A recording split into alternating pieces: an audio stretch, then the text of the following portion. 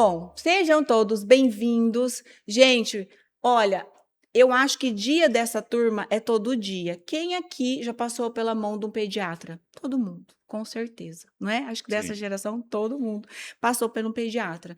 E foi o dia do pediatra e a gente não podia deixar esse dia passar em branco. E está aqui comigo o Dr. Túlio Marcos Dipp da Costa, pediatra, e a gente vai ter um belo de um bate-papo aqui. Ele se formou na UFGD, depois ele fez pediatria, quero saber também tudo sobre isso, porque é demais, né? Você ser pediatra, eu quero saber qual é o momento que cai essa ficha. Lá na UFMS, ele é casado com a Thaisa, tem 3 filhos e tá pensando se ele quer ter mais. É isso, Uhum. Túlio? Sim. Seja muito bem-vindo ao nosso MaxiCast, é uma alegria ter você aqui conosco. E nós vamos estar contando um monte de coisinhas sobre você e sobre bebês, é isso? Isso. Muito obrigado, Andréa. É realmente um prazer falar de pediatria, coisa que eu amo tanto fazer. E falar de criança é sempre bom, né? Cuidar de criança é melhor É, ainda. eu sou apaixonada por criança. Sim. Doutor Túlio, o que que fez você escolher a pediatria em vez de qualquer outra especialidade?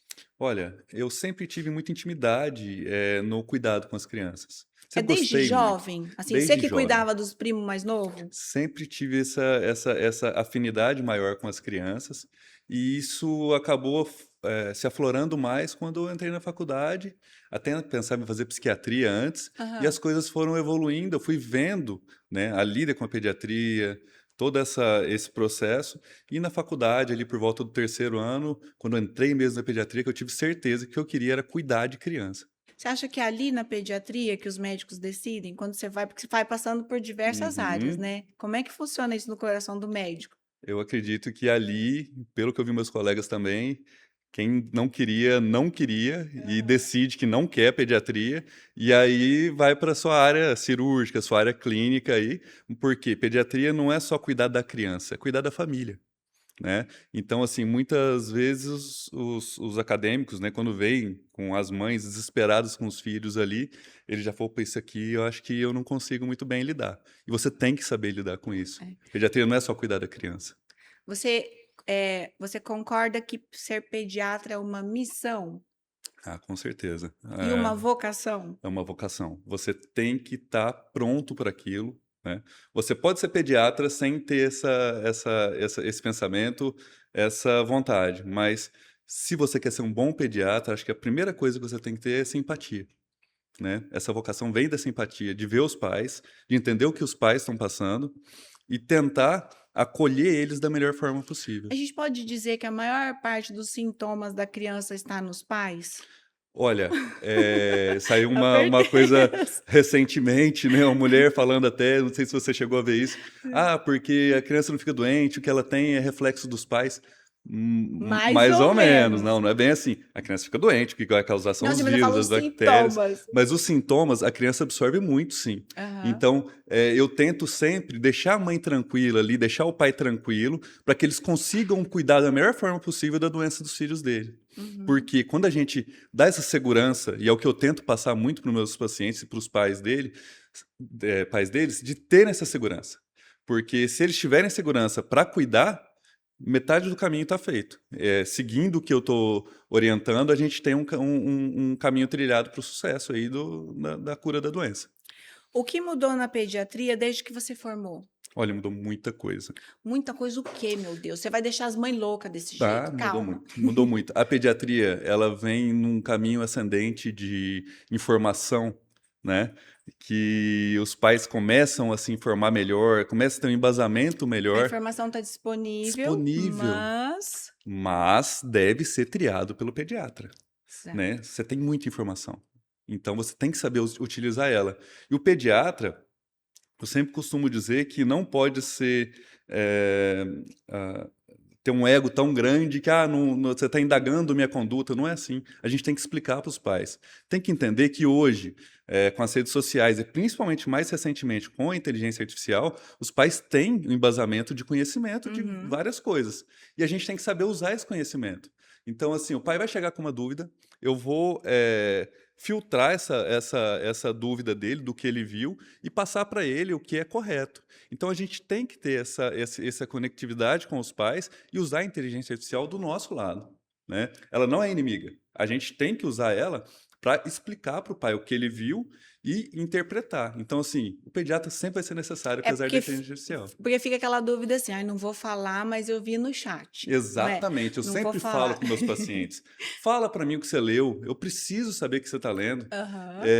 Eu quero saber para poder te explicar o que é certo ou não, para você não tomar uma conduta que não pode ser tomada porque eu não te expliquei, né? Aham. Acho que essa parte da conexão com os pais é muito importante, essa confiança. E os pais sempre estão próximos de mim para poder. São abertos a perguntar o que Ter quiserem, eles essa sabem disso. ter essa transparência, né? Exato. Com que frequência os pais deveriam levar o bebê ao pediatra no primeiro ano de vida? Olha, no primeiro ano de vida é indicado levar até os 6 meses todo mês. Uhum. Após os 6 meses, eu oriento levar de 2 em 2 meses, né? A não ser que tenha alguma intercorrência. Porque o bebê muda muito nos primeiros meses, né?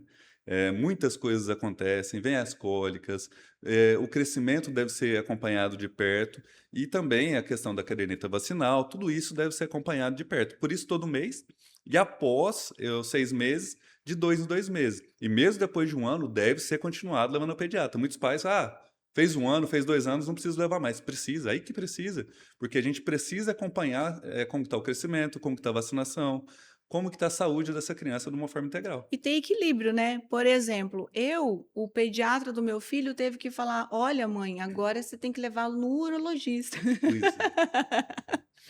O vínculo com o pediatra fica tão forte que depois ele vai no urologista e volta no tio para saber. É Sim, isso? sim, é isso. Acaba que a gente vira o médico de confiança para a vida inteira da criança, do Exatamente. E adolescente e às vezes do adulto. você acha que a gestante deveria te procurar? Com certeza. A É. consulta pré-natal deve ser feita no último trimestre da gestação.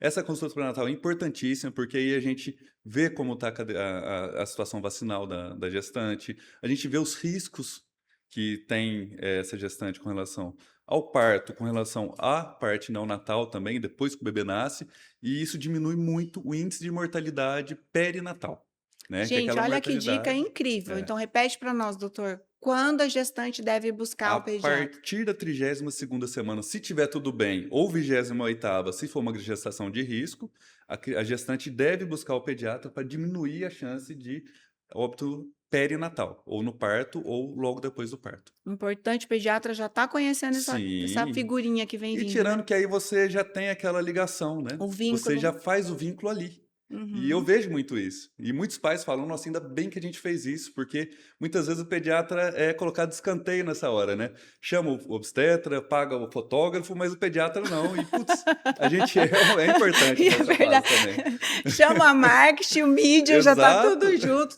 tá passando online para a família E inteira. o O pediatra, pediatra qualquer um deu. aí tá bom. Não, não é bem assim. É isso.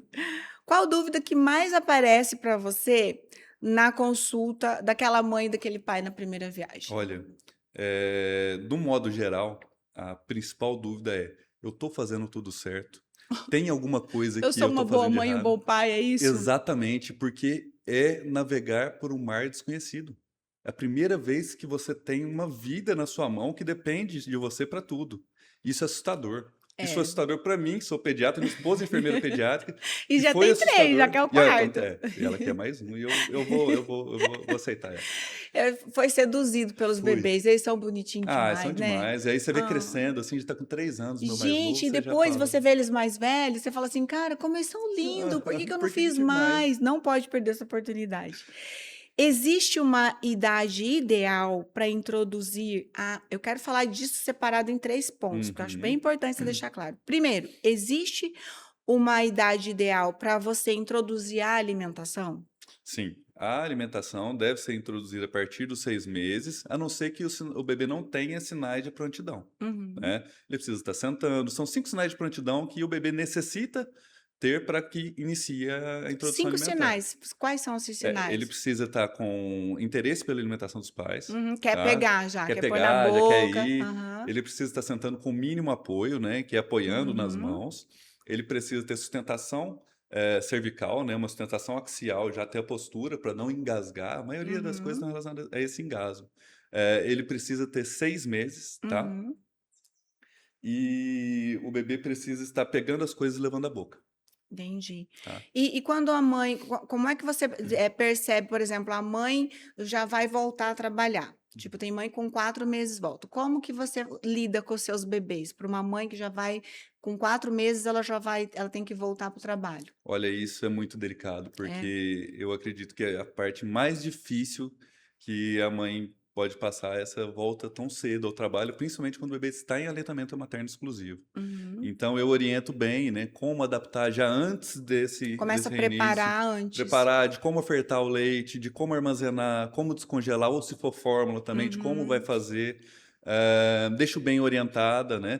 Deixo a mãe segura para que ela vai voltar. E o filho dela, claro, que vai sentir falta, ela vai sentir falta dele, ele vai sentir falta dela, mas que as coisas continuem fluindo da forma fisiológica com relação à alimentação, com relação aos cuidados, da melhor forma possível.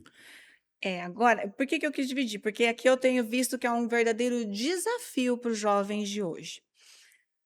Tá criando os bebês e você também já pode dizer como pai, né? Existe uma idade ideal para introduzir a tela, as telinhas. Como que a gente tá, o que que a sociedade de pediatria tá falando? Qual é a instrução para os pais sobre as telas? Olha, a instrução é sempre o mínimo de tela possível. Até que idade? Até os 2 anos, Até zero os tela. 18. A tela é um grande problema que a gente está tendo hoje em dia. A tela ela veio como uma avalanche nas crianças, Foi muito né? rápido, né? Lembro quando eu era pequeno, você assistia televisão de manhã que te passava desenho e depois não tinha mais. Eu Ali no final esperava da a tarde, Xuxa alguma todo coisa. sábado, o desenho da Esperava, Xuxa. né? Hoje em dia não. A Não. criança tá ali e passa e não quer esperar nem a propaganda. Então, a recomendação é zero tela até os 2 anos. E Uhum, a partir desse momento, o mínimo de tela possível. O que a gente fala ali de 2 a 5 anos é no máximo 1 hora por dia. Mas uhum, vou te falar uma experiência pessoal. Lá em casa a gente deixava só 1 hora e estava deixando as crianças muito irritadas. O que a uhum. gente fez? Zero tela durante a semana e final de semana eles podem assistir tela. Que eu acho que proibir completamente também não é legal. Melhorou muito o comportamento das crianças em casa, porque a tela deixa a criança irritada, deixa a criança ansiosa e Ansiosa. deixa a criança sedentária. Então, sobre as telas, a gente vê que é uma dificuldade dos pais buscar esse equilíbrio, né? E qual seria a recomendação? Qual é o momento ideal para a escolinha? Olha, o momento ideal é de acordo com cada família, com a necessidade da família, como você disse. Tem mãe que retorna a trabalhar e não tem com quem deixar o filho. Tem mãe que não, ela é autônoma, ela precisa trabalhar com o nenê grudado no Desde peito. sempre. Então, depende dessa situação. Obrigatoriamente a partir dos 4 anos, né? Isso é Uhum, pela legislação, mas a gente fala no equilíbrio entre socialização e imunidade, porque a criança na escola vai ser exposta é. a patógenos que vão levar ela a ficar doente, né? Por volta ali dos 3 anos. Mas depende da família, né? Tem mãe que volta com 4 meses e com 6 meses a criança tem que ir para a escola. É, Uhum. dá muita dó, né? E eu tento acolher essa mãe da melhor forma possível. Olha, tem que ir, beleza. Vamos tentar fazer de uma forma que isso vai ser Menos menos impactante, né? impactante possível, tanto para a mãe quanto para o filho, apesar de ser muito impactante, né? E quais, assim, sinais que a mãe poderia ficar conectada que esse processo fluiu com leveza?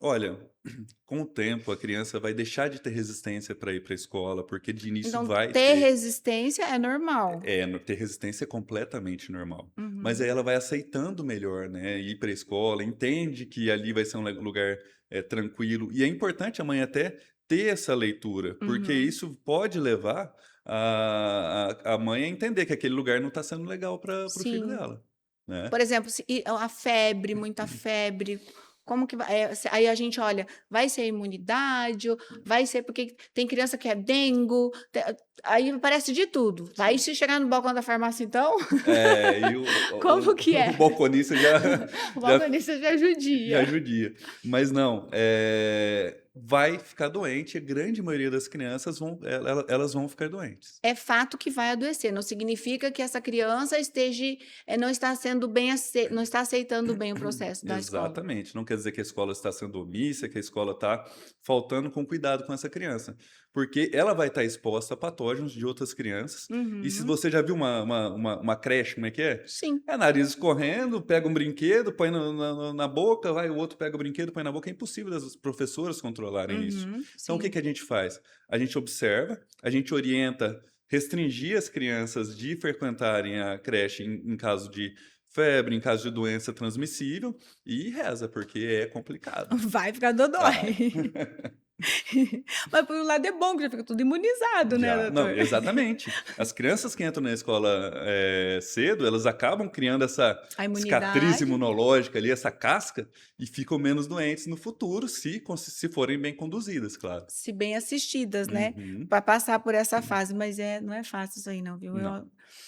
Quais sinais os pais deveriam observar em casa que indicam que é hora de procurar o pediatra com urgência?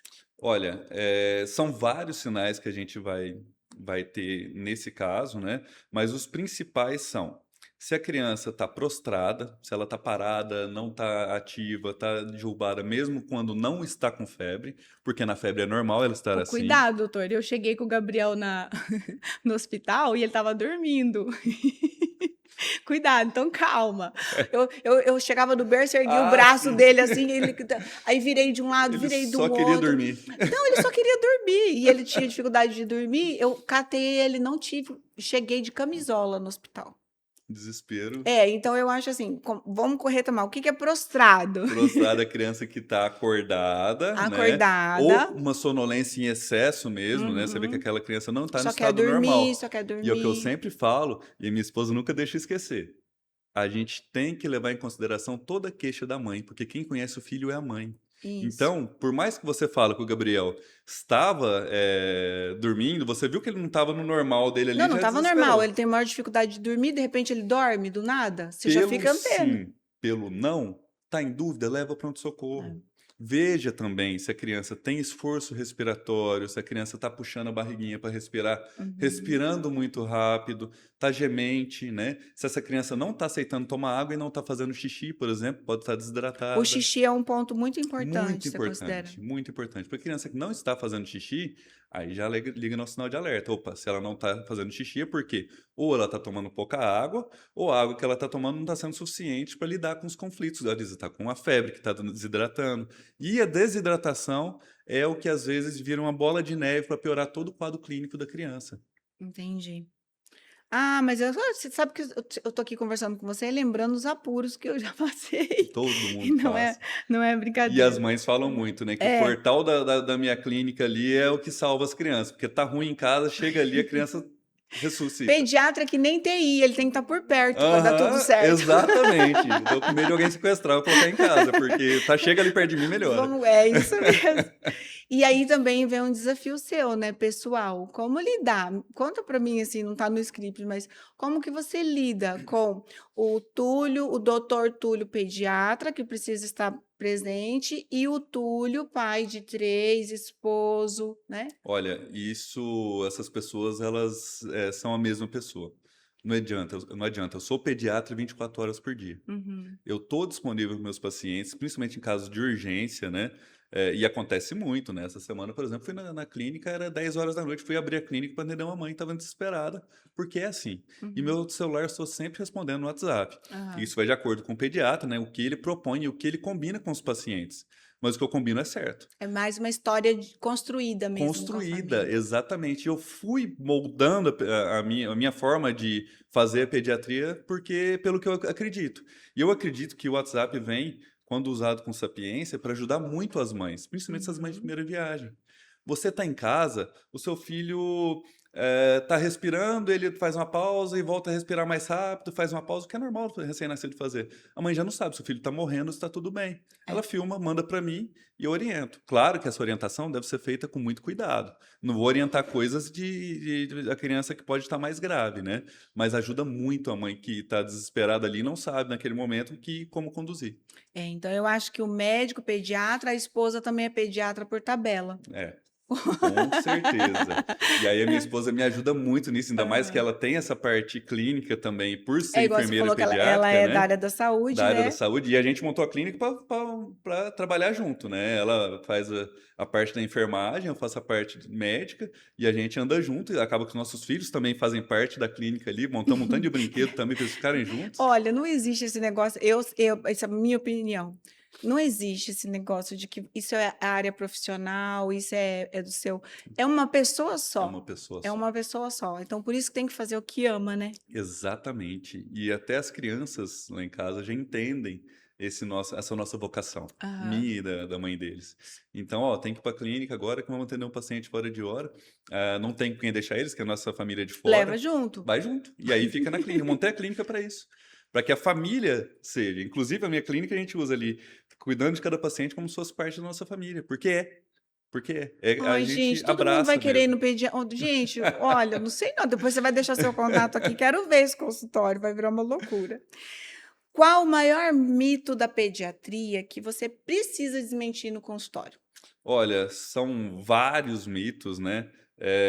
Mas os maiores mitos vêm com relação a muitos remédios naturais aí, né? Principalmente nos primeiros dias de vida. Os O chá de chazinhos. picão, né? O chá de erva doce queimada, a moeda no umbigo. Já vi até fumo no umbigo.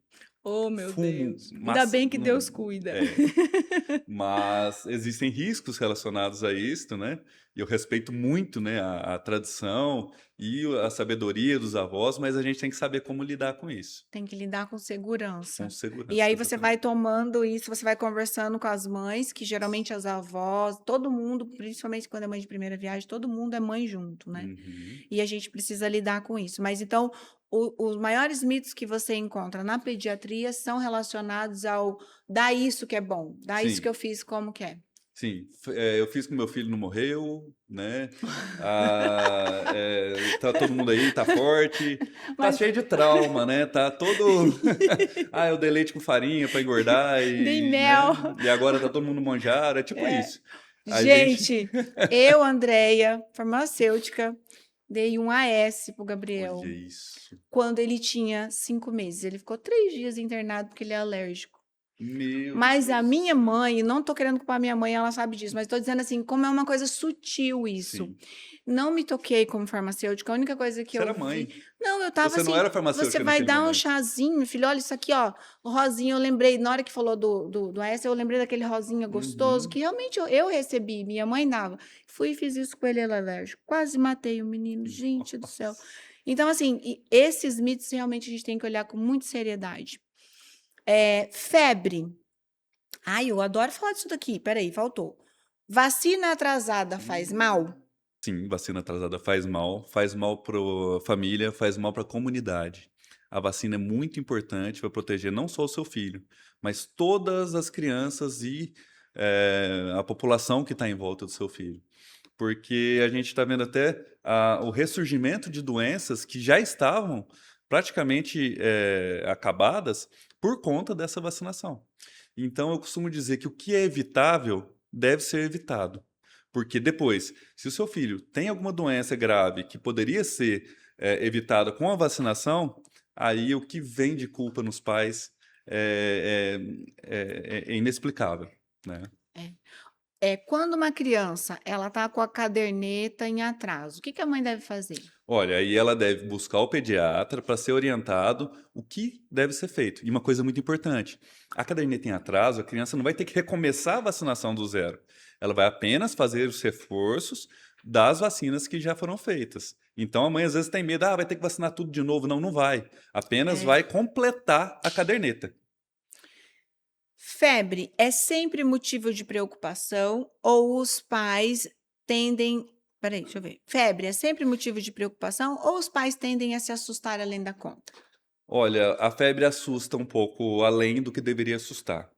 Para começar, que a febre é uma resposta natural do organismo, geralmente algum patógeno que está causando uma inflamação ali, e o organismo esquenta para tentar combater esse patógeno, tá? Então a febre assusta muito, existe muito um medo da convulsão febril, né? Mas a febre em si, ela é algo natural. Então, o que eu quero que as mães entendam?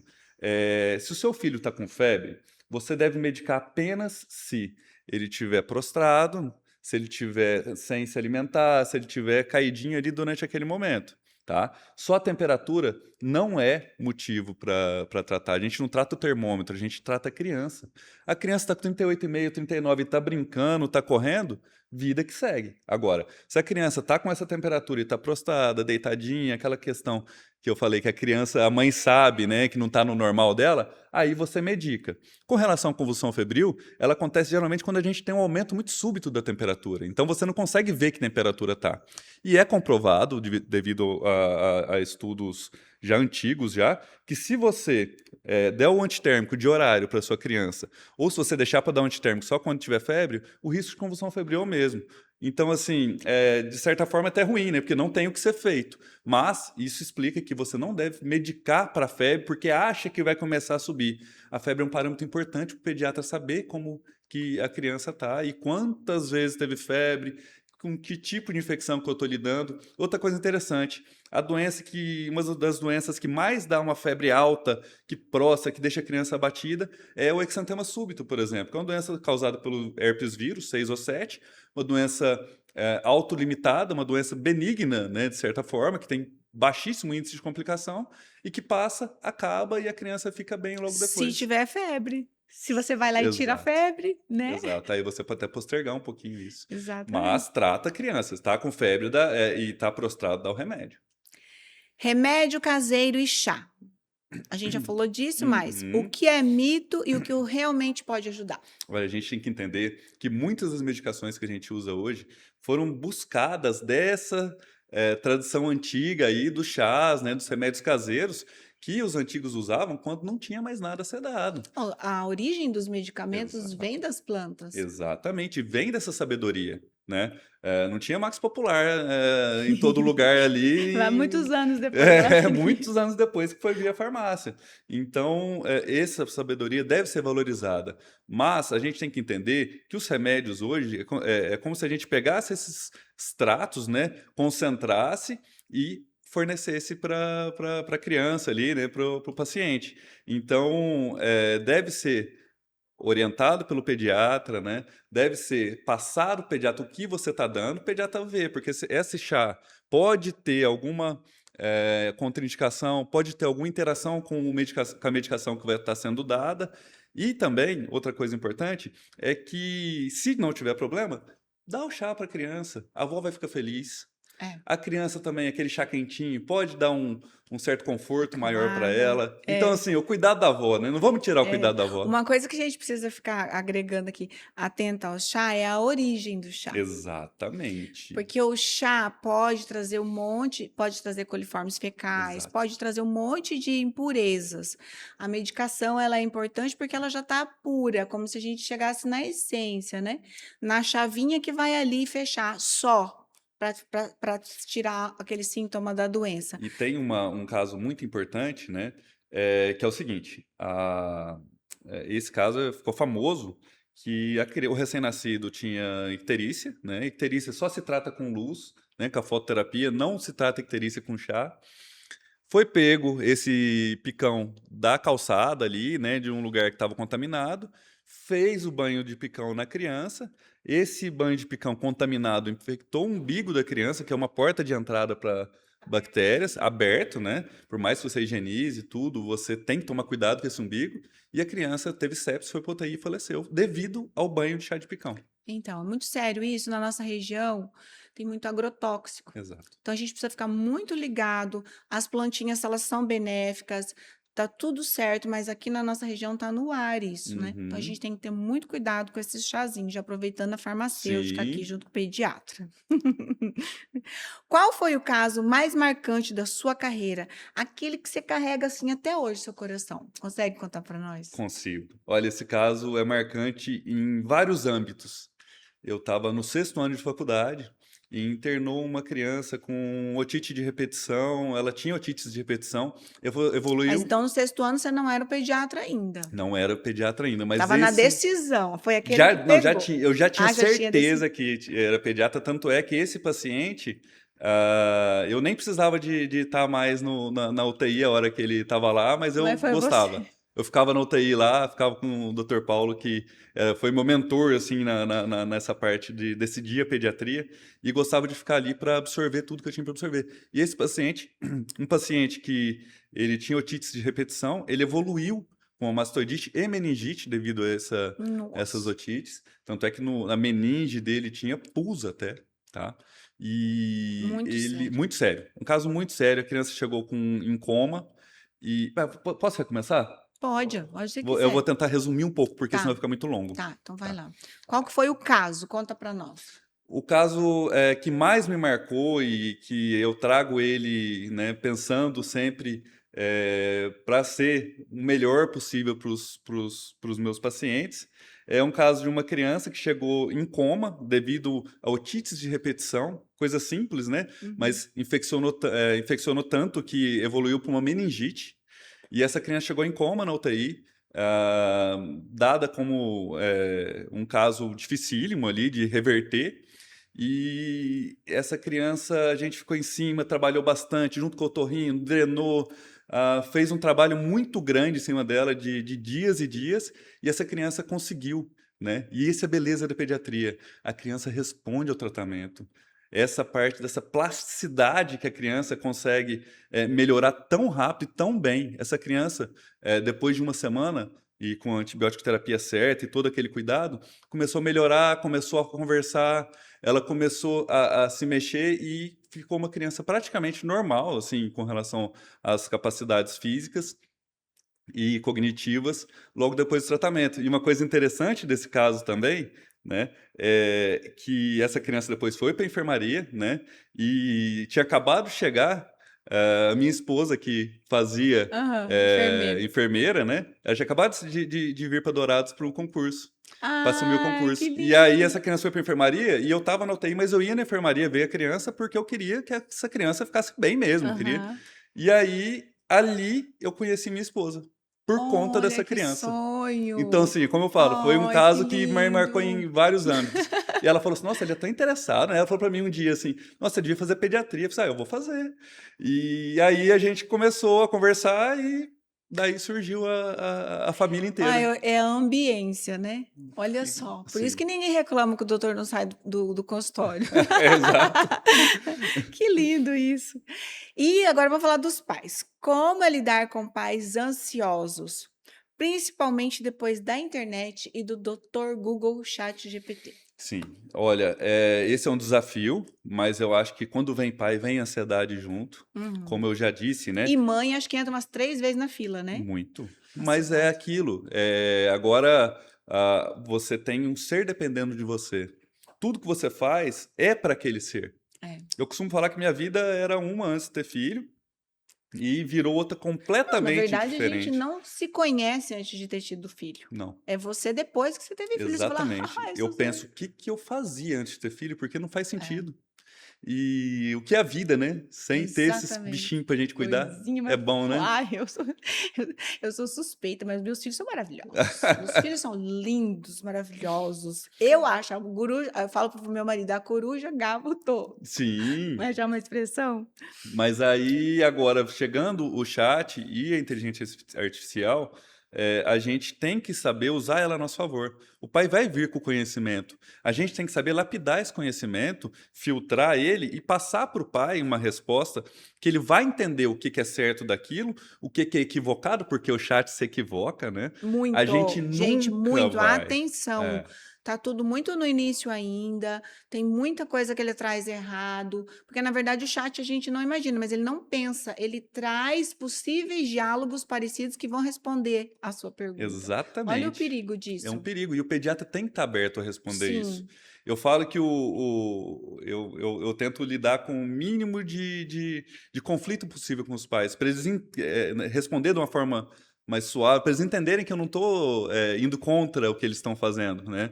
Pesquisar, porque o pai vai pesquisar. vai. Ele quer saber o que está O acontecendo. chat é realidade, Dr. Google é realidade, o profissional, então, que tem que estar olhando para isso e Exato. trazer com amor, é isso? Lapidar aquela informação e levar para o pai essa informação lapidada e de uma forma que o pai sinta aberto a passar para ele. Porque eu falo com meus pacientes, eu prefiro que você me fale, eu te responda, Traga a informação, traz a discussão. sem E não é julgamentos. problema também dizer: "Não, eu vi isso no Google, eu vi isso no Não, de forma chat", alguma. né. E sem julgamentos, né, Exato, do que esse pai fazer uma coisa por conta e poder prejudicar o próprio filho. exatamente. O que mais preocupa você na saúde das crianças hoje, comparado a 10, 15 anos atrás? Olha, hoje, o que mais me preocupa, né, há 10 anos atrás, quando eu comecei na pediatria, é como teve essa crescente na relação com as telas e o sedentarismo que, por consequência, vem com a obesidade. Hoje, no Mato Grosso do Sul, a gente tem 1/3 das crianças no índice de obesidade. Puxa, é Isso é muita coisa, terrível. hein. Sim. Numa E a época gente onde a vê gente essa fala tanto obesidade. de fitness, de vida É. saudável, Então, e aí é eu vejo os alarmante. pais tendo vidas fitness e o filho com skinny, né, ali com snack Na na frente da tela. tela, na frente da televisão, e esquece de que o filho tem que fazer essa atividade, né. E é orientado o filho fazer ali de 2 a 3 vezes uma atividade fixa, uma atividade que ele tem compromisso de fazer naquele mesmo horário, né, seja o Uhum. futebol, seja o tênis, seja o judô, porque isso ajuda a criança já a: "Opa, eu tenho uma atividade para fazer, eu tenho esse compromisso", e as Já vai coisas. estar incluindo o hábito também, Exato. né, que a gente vê que é tão di não é todo dia que você está a fim de fazer exercício. Não, Imagina a criança, se não for a gente levá-la pela mão e falar: "Não, agora é a hora de você fazer exercício", né. exatamente. E a criança não tem sapiência para saber o que é bom ou não para ela. Então a gente, como pais, a gente tem que fazer isso. Não é fácil ser pai não, é difícil, É. mas a partir do momento que a gente tem um filho, a gente tem que assumir essa dificuldade, né, tem que assumir esse desafio e guiar essa criança para o melhor caminho possível, que é o caminho que a gente sabe. Então a Você gente tem que concorda com a agir. máxima Você concorda com a máxima: "Educação vem de berço"? Sim, concordo, né. Essa educação ela vai vir dos pais, o pai não pode terceirizar essa educação, também é uma coisa muito importante de ser Muito. dita. O pai tem que estar presente, o pai tem que, estar na vida dos filhos, né, e estar guiando eles pelas mãos e sempre no olhar dos pais. Então, assim, essa educação vem dos pais. Essa educação é importante e essa educação está mudando muito também. Não terceirizar, Não né. terceiriza, não terceiriza. Isso é uma, como eu disse, ser pai não é fácil. É muito mais fácil você deixar, né, com outras pessoas. Mas essas outras pessoas, muitas vezes, vão colocar na televisão porque é mais fácil para elas e ela não está tão É tudo preocupada muito quanto o pai, rápido, a quanto a gente tem mãe. tantas funções para fazer, então vamos Exato. colocar aqui só um pouquinho, na hora que você vê deu 20 minutos, deu 1 hora, deu 2 horas e já passou o tempo e Exato, eu acabou. entendo que essa tela vem para ajudar, né, mas a mãe, ela fica naquela: "Opa, isso pode fazer mal para o meu filho", então ela vai tentar diminuir Uhum. isso. Quando você terceiriza, não necessariamente, dificilmente, na verdade, a pessoa vai ter esse raciocínio, É. né, não que ela não queira o bem da criança, mas ela já não fica tão atenta E a na essa. verdade passou-se a ser tão comum que passou-se a ser tão comum que a gente acaba acolhendo como normal. Exatamente, E aí você vai colher os frutos na ansiedade, a gente está vendo quantas crianças hoje com ansiedade, exatamente, essa ansiedade sofrendo por vem. ansiedade, vem na alimentação. Que sintoma você vê mais lá no E aí consultório? isso vira uma bola de neve, essa ansiedade. Essa ansiedade vem junto com obesidade, essa, ansiedade, né, por consequência, obesidade, bullying, vai vir com depressão, né, são coisas que vão vindo trazendo a saúde não só física, mas psicológica da criança, deixando cada vez mais frágil. Uhum. E como que a gente vai conseguir lidar com isso no futuro? Como que vai ser essa geração, né? Essa pergunta eu me faço sempre, essa geração. Não é moleza, não. Existe alguma pergunta que você gostaria essa daqui eu achei maravilhosa. Existe alguma pergunta que você gostaria que os pais fizessem mais e que eles quase nunca fazem? Sim. Eu gostaria que os pais perguntassem mais: como que eu posso fazer meu filho virar um adulto saudável? Porque a pediatria, ela está cuidando da criança, mas sempre focando no adulto. Quando eu oriento uma introdução alimentar saudável, quando eu oriento um aleitamento materno, quando eu oriento um exercício físico, não é para aquela criança apenas. Eu estou vendo ela daqui a 20 anos sendo um adulto saudável. Um adulto que come bem, um adulto com a imunidade boa, um adulto com o psicológico bom e um adulto que faz exercícios físicos e não é sedentário. Gente, que lindo isso, Túlio, isso dá um livro. É bom, né? Não dá? Você podia escrever esse livro. A pergunta que eu queria que os pais fizessem, mas eles não fazem. É, Dá um livro isso, não, verdade. dá muito. Qual o papel dos pais na prevenção, além de levar ao pediatra regularmente? Olha, levar no pediatra é um cheque, mas é um cheque de Aham. vários cheques, né? Oferecer uma alimentação saudável também é importante. A vacinação para prevenção é importantíssima. Cuidar dos horários da criança, é muito importante que a criança Rotina? durma bem, que ela tenha sua rotina bem estabelecida. A criança precisa de rotina, por mais que ela brigue contra isso. A Uhum, criança pede por rotina inconscientemente. Então a criança precisa ter rotina, isso ajuda na imunidade. A criança que não dorme bem não tem uma boa imunidade, por exemplo. uhum. E também em como lidar com essa criança, né? Então, eu sempre oriento bem os pais, né, de como falar com a criança, de como agir com a criança. Cada criança precisa de uma energia diferente. Eu, como pai de três, sei bem disso, né? Uhum. Meu mais velho tem que ser E você já lá atendeu em embaixo. torno de quantas crianças? Como? Você já atendeu em torno de quantas crianças? Você tem Ah, a noção? não, é muita No criança. mês, assim? No mês, hoje em dia, em um mês eu atendo, eu tenho a Y Aham. Clinic ali que mostra para mim, em um mês eu atendo mais ou menos umas 400 crianças. Então você imagina, gente, ele é o cara das crianças. Muita Vamos, por criança. favor, ouvir o doutor Túlio. É. E é importante, é importante. Então, se eu com pai de três, o meu mais velho eu tenho que ser mais suave com ele, que ele é tranquilo. O meu mais novo já é na energia lá em cima, eu tenho que ser mais firme. Então, assim, a gente vai achando a forma de conversar com eles também. Qual o papel dos pais na prevenção? Além de levar ao pediatra. Já falamos essa, né? Uhum. O que você diria para um pai ou uma mãe que está inseguro se está fazendo certo na criação? Bom, com relação à criação dos filhos, é uma dúvida que a gente sempre tem. É uma dúvida que eu tenho, é uma Que eu dúvida que tenho. você teve, que às vezes aparecem para você, às vezes pode ser seu filho adulto, faz alguma coisa, mas será que Não, não eu serve. não A fase que fiz? eles estão agora não serve. Não. Eu tô Mas sempre, não, eu tô sempre aprendendo para ajudar. exato, exato. Então, a principal dica que eu posso dar com relação à criação dos filhos é, fique junto do seu filho. Nada vai te substituir. A tela não vai te substituir. A babá não vai te substituir, né? Eu sei que a gente tem que trabalhar, a gente tem que ganhar dinheiro, mas tenta equilibrar isso. Nem o dinheiro não cria filho, Não. né? A gente precisa estar junto deles, a gente precisa de fazer com que os nossos filhos sejam o nosso espelho, né? E um bom espelho. E para que eles sejam o nosso espelho, a gente tem que melhorar. Então, eu, como pai, falo: hoje em dia eu sou uma pessoa muito, muito, muito melhor do que eu era 8 anos atrás. Porque eu tive que lapidar muitas coisas para eu criar meus três meninos. Você tem noção que perigo que é Gente, ter três 4 meninos? homens, gente do céu. Coitada Você, dessa esses menina. meninos, eles têm que saber lidar com as mulheres, eles têm que É. saber como que eu converso com a mãe deles, né? Então tudo isso é lapidado para quê? Para que eles tenham um bom exemplo. Eles são meu espelho. Isso é uma responsabilidade enorme. Então, para criar bem seu filho, seja uma pessoa legal, em que eles possam se inspirar, em que eles tenham esse espelho. E se você não está presente, como que eles vão saber disso? Né? Exatamente, Porque né? o exemplo é que arrasta, né? Exatamente, o exemplo arrasta. E eu vejo assim, você estar presente é quando, porque hoje, com tantas coisas, com tantos afazeres que a gente tem, às vezes você está presente, mas a sua mente está muito longe. Né? Então, assim, fazer esse treino, eu estou presente, eu vejo que os meus adultos, eles querem a minha atenção. Então, já não é mais aquele tempo, mas o Uhum. tempo que você tem esteja presente na atenção Tempo de de qualidade. Um qualidade, né? Que exercício a bom gente. para ser feito quando você tem filhos pequenos, chega, eu trabalho, né, com celular, porque eu Aham. respondo, deixo o meu celular ali 1 hora para tentar dar esse tempo de qualidade para os meus filhos, né? Às vezes, né, tem épocas do ano, sazonalidade de gripe, que eu chego mais tarde, né, já está quase na hora deles dormirem, eu aproveito o tempo que eu tenho para ir lá e me doar para eles naquele momento. E isso é uma coisa também que eu fui melhorando muito com o tempo. Então a gente tem Uhum. que se policiar. É.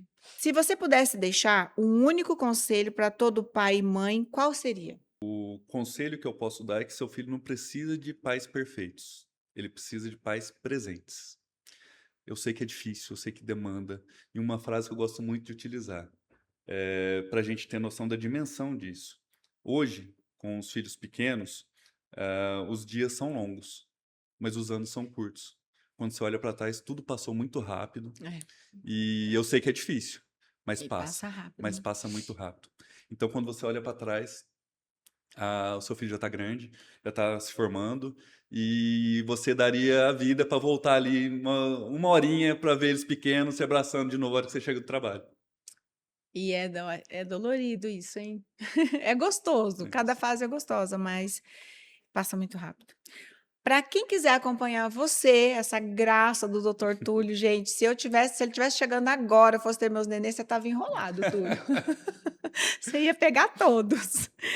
Para quem quer acompanhar você, as famílias, como elas podem te encontrar? Olha, hoje eu montei uma clínica, né, a Uhum. Clínica de Pediatria Túlio Dipp, ali na João Rosa Góes, perto do Colégio Imaculada. E eu atendo ali cedo e à tarde, todo dia, inclusive às vezes à noite, às vezes sábado, às vezes Pode ir a domingo. gestante, Gestante, avisa quando que vai pré-natal, nascer o tudo. nenê, tudo E isso. inclusive tem alguns pacientes meus que eu comecei a acompanhar mais tarde, que já estão entrando na faculdade já. Olha isso, gente, passa muito Já tô ficando rápido. velho já. Bom, agradecer a presença do Dr. Túlio, que esteve aqui Eu que conosco. agradeço. Sabemos que hoje o nosso maior ativo é o tempo, né? E graças a Deus esteve conosco, mas eu tenho certeza que esses minutos aqui vão espalhar por essa internet e vai trazer muito conhecimento, muita informação real, clara, né? Informação segura. E também agradecer na sua pessoa para todos os pediatras que deixam nosso país, esse nosso mundo muito mais lindo, e eu considero que é uma vocação. Obrigada, tá? Valeu, obrigado Ai, a você, peraí que eu André. trouxe até um presentinho para Ah, você. valeu. Especial. Muito obrigado. Seja sempre muito bem-vindo.